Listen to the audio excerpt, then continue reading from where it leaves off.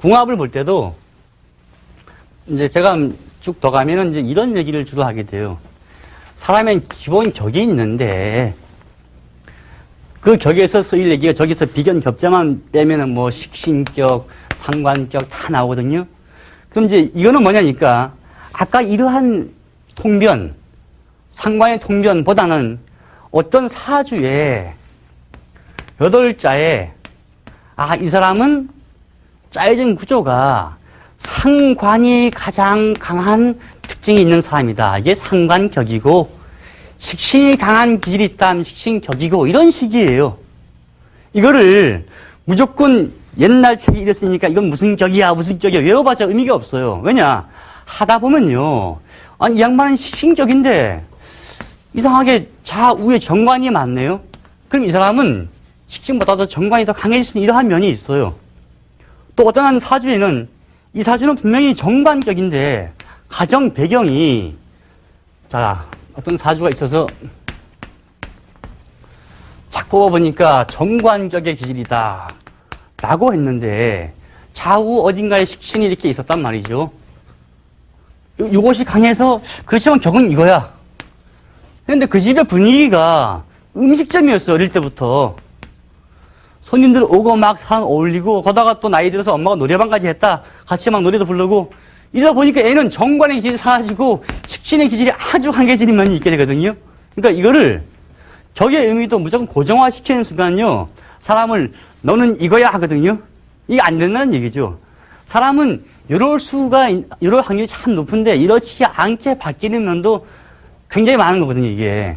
그래서 나중에 격 얘기할 때 이런 얘기를 쫙 쓰지만요. 요거를 한목에 지금 다 하면은 혼란스러워요. 그 다음에 일간이 강하냐, 약하냐. 얘기를 하나 하고 싶은데요. 제가 아까 그 2명 거를 보고 이제 잠시 검토했었는데 그 2명을 보면은 다른 점이 또 있게 돼요. 어떻게 다르냐? 자, 보자고요.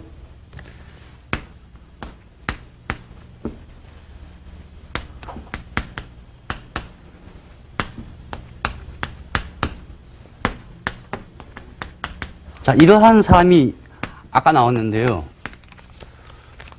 우리가 지금 같이 음양 오행을 놓고서 통변으로 안 보고 만약에 아주 유치하게 봤다 치자고 어떻게 보느냐. 얘는 금이죠. 얘도 금이죠. 얘도 금. 여기 토, 금, 토, 화. 이렇게 보는 게 있거든요. 보고 나면 금이 하나, 둘, 셋, 네 개. 아이고야, 사람이 금 기운이 4개나 있구나. 토가 하나, 둘, 세 개나 있구나. 화가 하나밖에 없구나. 수는 아예 없고. 또 뭐가 없나요? 목도 아예 없고. 이러니까 이 사람은 참 지혜가 부족하고 이 참을성이 없다. 이렇게 말하는 거거든요. 이거 아니라는 얘기예요. 이렇게 봤다가는 사주 공부 여기서 딱 끝내야 돼요. 그냥 금 몇 개, 뭐 몇 개가 이게 무슨 사주풀이에요. 이거 그냥 오행풀이에요.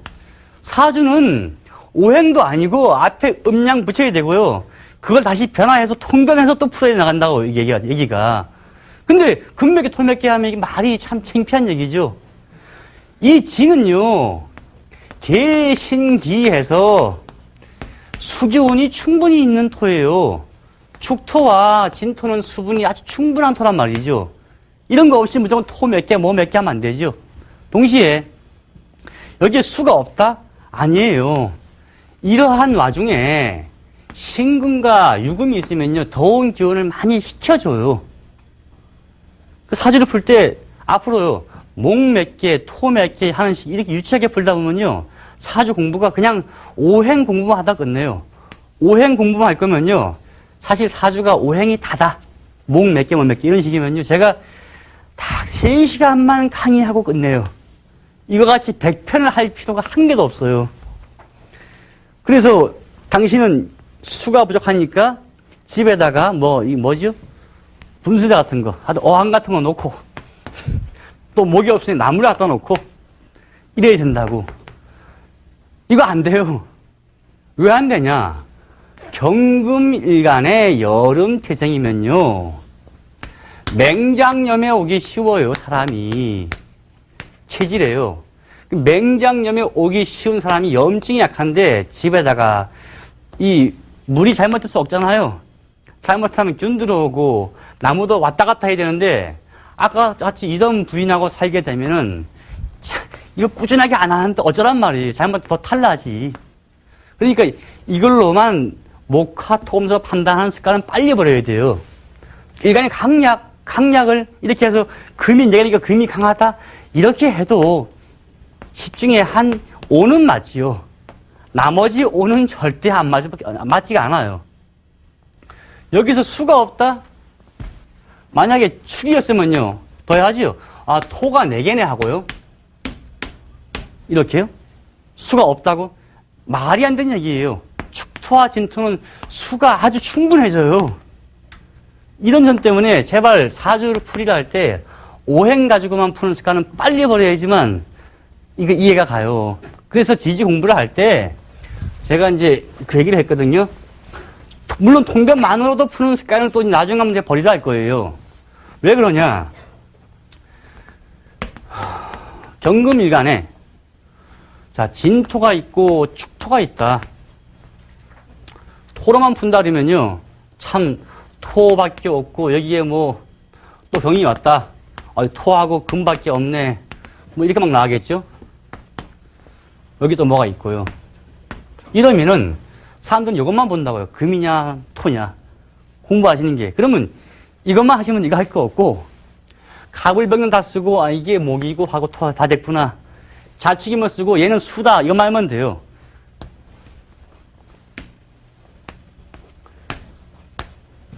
이렇게 있으면요.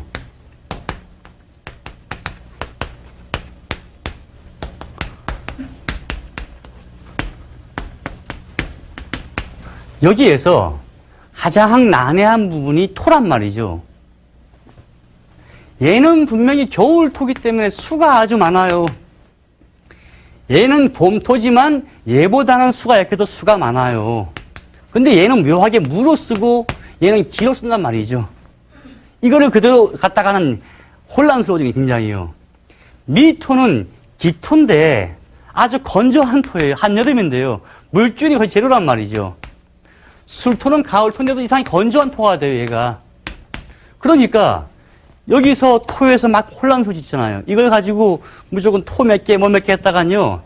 남의 사주를 풀면서 어떤 사람의 사주 풀면서 다른 얘기하고는 계속이요. 그럼 이거 진도가 안 나가죠. 일간의 강약 얘기를 할 때 토 몇 개, 금 몇 개 이런 식으로 했다가는 강약이 뭔지 모르고 그냥 지나가요. 그러면 이제 공부하시는 분들 재밌어요. 책 딱 펼치 노트 보면요. 토 몇 개, 뭐 몇 개, 얘가 강, 얘는 약. 이렇게 하거든요. 그거가 아니라고요. 왜 아니냐. 강약은 계절을 참 중시해요. 봄, 갑이나 을이면 봄에 태어나면 아주 강해져요. 여름 태어나면 좀 힘이 뺏기고 겨울 태어나면 수생, 목땡이면 좀 더 괜찮고 얘가 1번, 얘가 2번, 얘가 3번 가을 태어나면 아주 나빠지고 이렇게 풀어나가야지만 강약이 이해가거든요. 그래서 1차 기준이 월지를 검토해요. 여기서 검토할 거는 토 몇 개, 금 몇 개가 아니에요. 월지가 몇 월 달에 나왔느냐, 어떤 계절에. 이게 1차 아주 중요하고 두 번째가 좌우에서 통변 살펴요. 여기서 통변 살필 때 뭐 몇 개, 뭐 몇 개가 아니에요. 지지에, 이 간지가 있으면요. 지지에 있는 것은 더 중시하고 강약을 따질 때는 위에 있는 것은 그 다음을 따지거든요. 그러니까 공부하신 분들이 이러한 경우에 해당이 될 수 있죠.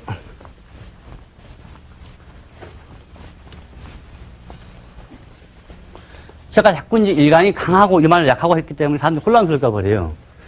뭐 이렇게 갑이 있고, 을이 있고, 경이 있고, 또 뭐 이게 갑이 있는 하주가 있다. 목이 3개 아닙니까? 그럼 당연히 목이 3개이기 때문에 얘가 강하겠죠? 이거 아니라고요.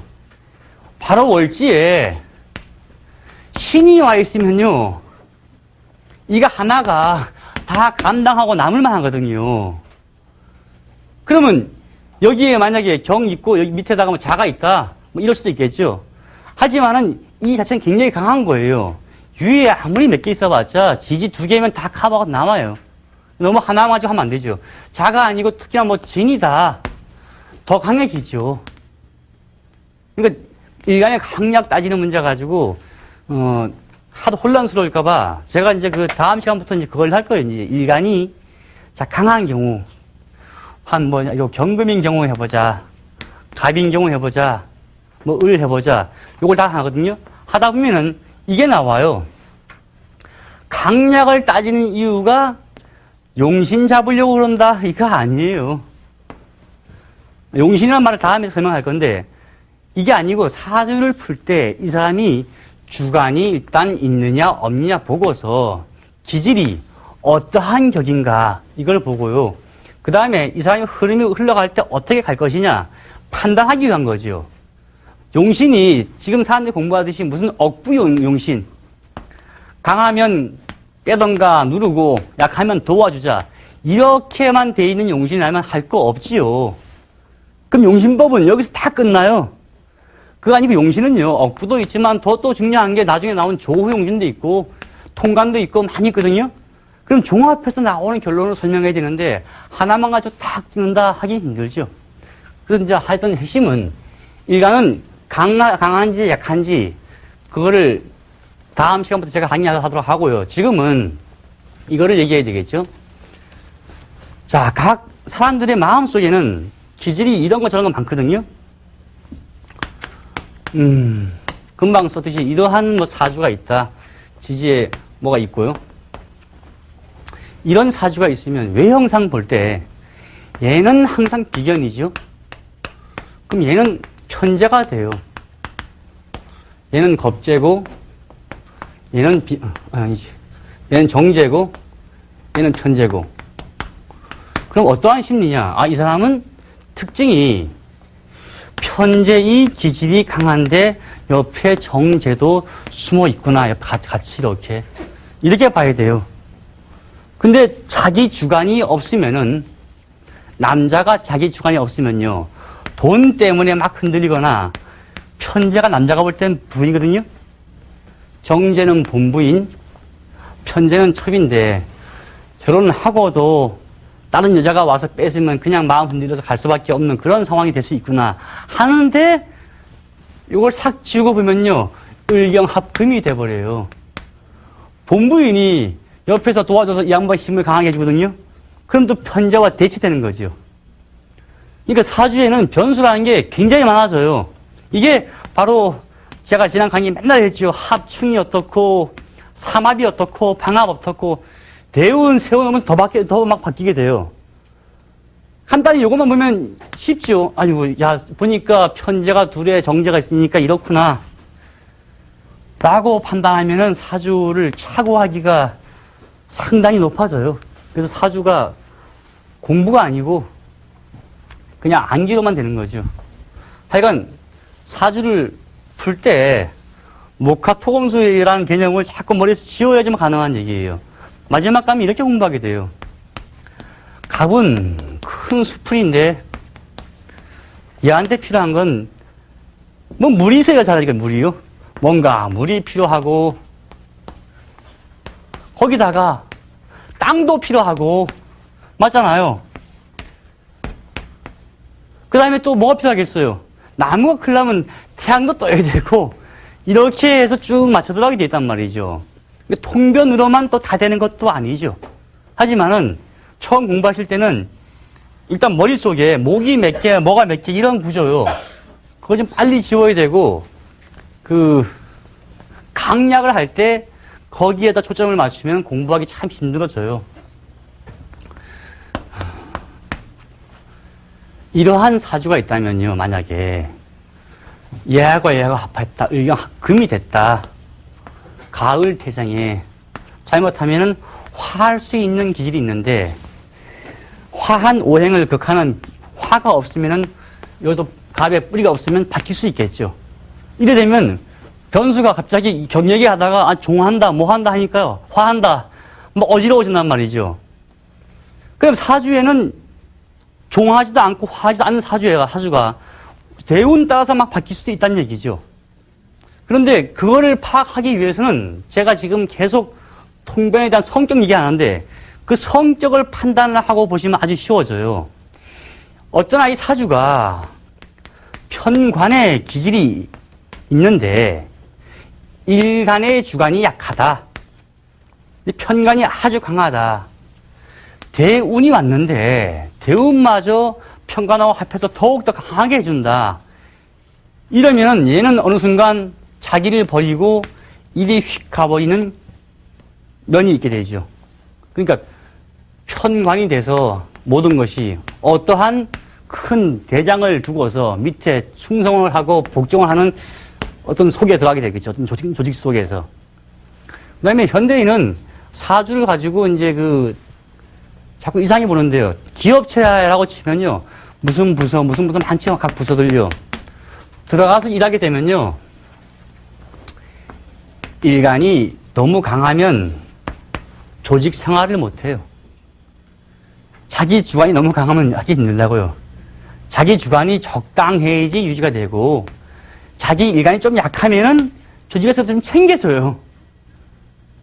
그러니까 아까 같이 일간이 약하고 편제가 강하다 이래서 사치성이 있다 하면요 모임을 만들어주면은 이 사람은 훨씬 덜 하게 되는 거죠.